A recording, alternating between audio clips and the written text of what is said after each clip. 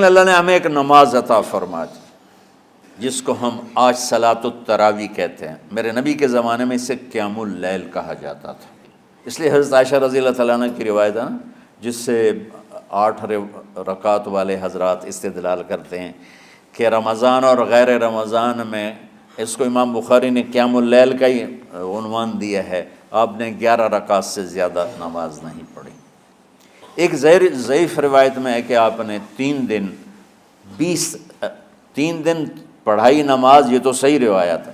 کتنی رکعت پڑھائی؟ تو ایک ضعیف روایت میں ہے کہ 20 رکعت پڑھائی۔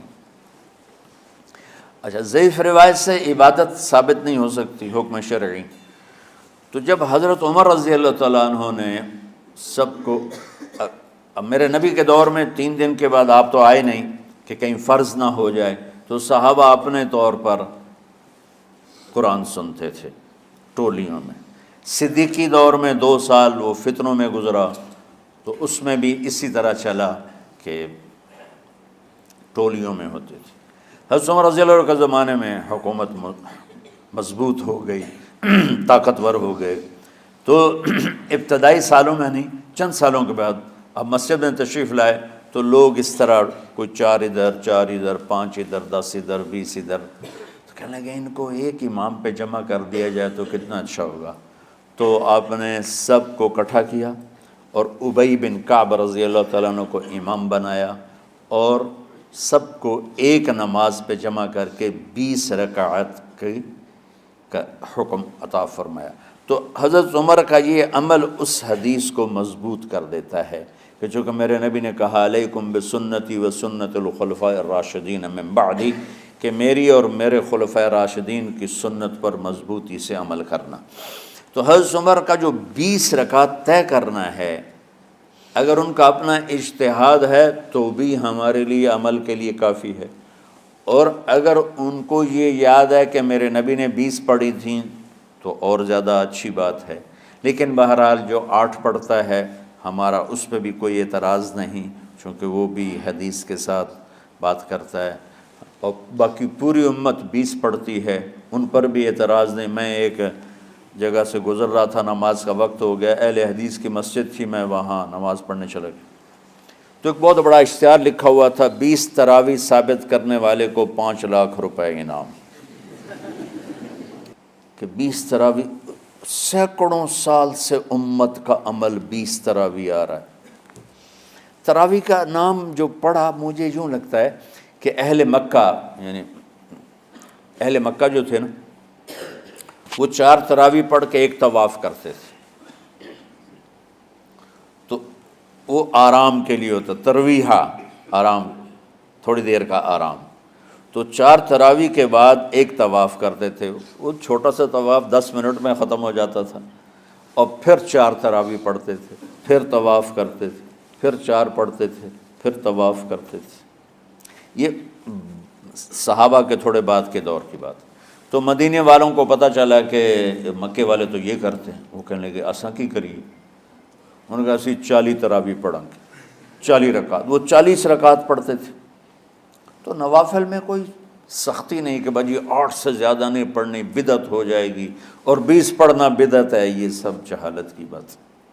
اور یہ 8 پڑھ رہے ہیں یہ غلط ہے، یہ بھی حماقت کی بات ہے۔ جو صحیح حدیث سے دلیل پکڑ کے کوئی عمل کرتا ہو تو بھائیو اس سے بحث نہ کیا کرو، مناظرہ نہ کیا کرو، یہ بہت نادانی والی بات۔ اور امت کا، خلق لاکھوں کروڑوں انسانوں کا ایک عمل پہ جمع ہونا، یہ بذات خود اس کی طاقت کی ایک دلیل۔ اور حرمین جب سے میرے رب نے، حضرت عمر نے 20 رکعت شروع کی، آج تک وہاں بھی ساری مساجد میں 8 رکعت تراویح ہوتی ہے، لیکن حرمین کی مسجد میں 20 رکعت، ادھر بھی ادھر بھی۔ اور یہ جو وہ وہاں ختم قرآن پہ دعا نہیں مانگی جاتی، یہ کس کا عمل ہے؟ حضرت عثمان کا۔ حضرت عثمان نے اپنے دور خلافت میں تراویح پڑھانے والے سے کہا جب قرآن ختم کرو تو دعا کرنا۔ وہ کہنے لگے جی کیا دعا کروں؟ کہ جو تیرے دل میں آیا کرنا۔ تو ختم قرآن کی رات تراویح کی آخری رکعت میں من الجنت والناس کے بعد دعا کے لیے ہاتھ اٹھانا، یہ حضرت عثمان رضی اللہ تعالیٰ عنہ نے اس کو زندہ فرمایا۔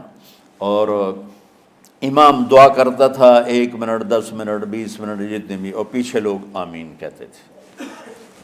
وطر کی جماعت نہیں ہوتی تھی، وطر کو باجماعت حضرت علی رضی اللہ تعالیٰ عنہ نے شروع کی کہ وطر کو بھی باجماعت پڑھا جائے، تو یہ ان کی سنت ہے کہ وطر کو باجماعت پڑھا گیا۔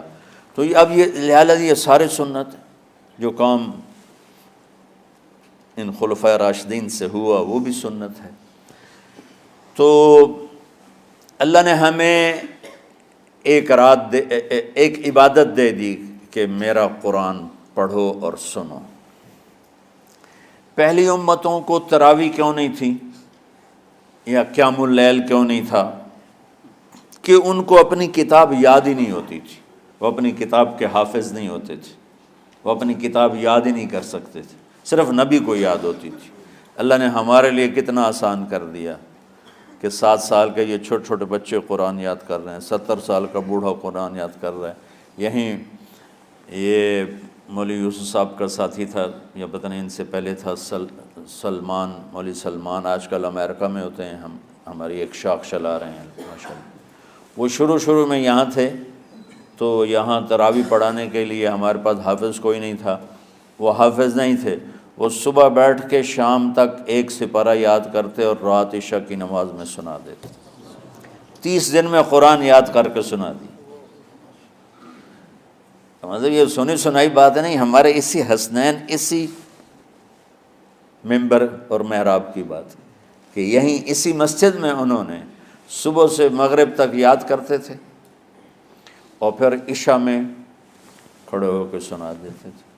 پیچھے ہوتے تھے لقمہ کوئی دینے والا شاید، لیکن بہت خوبصورت پڑھ کے 1 دن میں یاد کر کے سنا دیا۔ اور ایک مجھے نام بھول گیا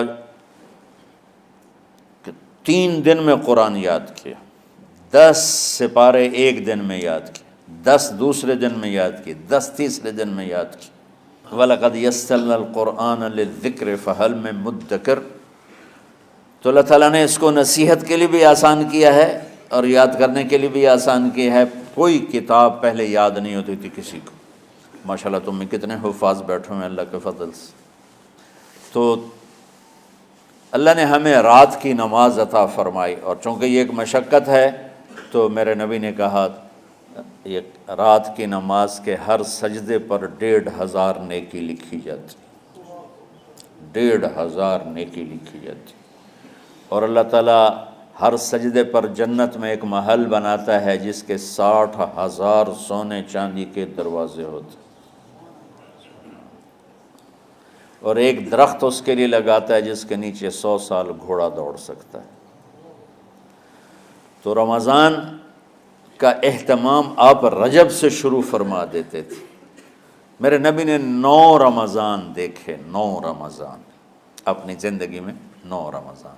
10ویں رمضان سے پہلے آپ اللہ کے پاس تشریف لے گئے۔ آپ کی زندگی میں روزے فرض ہونے سے آپ کی وفات تک 9 رمضان گزرے، اور میں قربان جاؤں اپنے نبی پر، اپنی امت پہ کیسی شفقت تھی۔ آپ سحری کھاتے تھے بالکل آخری وقت، ادھر بلال اذان دے رہا ہے اور ادھر آپ آخری لقمہ کھا رہے ہیں، اور ادھر سورج نیچے ہوا اور آپ کھجور منہ میں۔ ایک آدمی اوپر کھڑا ہوتا تھا مدینے میں تو وہ چھت پہ، گھر کی چھت پہ کھڑا ہوتا تھا، سفر میں ہے تو وہ کسی پہاڑی پہ کھڑا ہوتا تھا۔ جو ہی سورج کا کنارہ نیچے جاتا اب فوراً وہ کہتا یا رسول اللہ قد غربت، تو آپ کھجور منہ میں ڈال لیتے تھے، یا پانی، کبھی پانی سے افطار فرماتے تھے، کبھی کھجور سے افطار فرماتے تھے، کہ میری امت پہ بھوک کا وقت کم سے کم آئے۔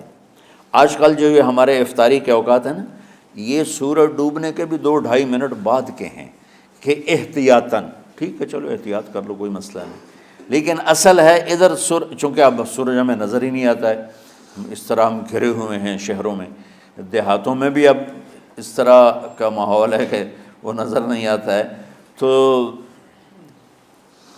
بہتر کہ ادھر سورج غائب ہو، ادھر لقمہ منہ میں جائے، لیکن یہ تب ہے جب آپ نظر آ رہا ہو۔ اب جب آپ یہاں بیٹھے ہو حسنین میں تو یہاں تو کوئی سورہ نظر نہیں آئے گا، یہاں تو مینار ہی نظر آئے گا، تو لہٰذا احتیاط ٹھیک۔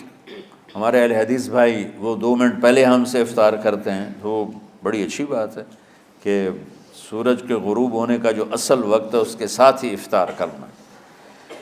اور سحری میں ایک واقعہ سناتا ہوں، آپ سحری کھا رہے تھے، بکرے کی سری پکی ہوئی تھی، تو مولا علی رضی اللہ تعالیٰ عنہ اور عرباض بن ساریہ رضی اللہ تعالیٰ عنہ آپ کے ساتھ کھانا کھا رہے تھے، تو حضرت بلال ہے، یا رسول اللہ وقت ختم ہو گیا ہے، میں اذان دینے جا رہا ہوں، آپ برائے مہربانی کھانا پینا بند کریں۔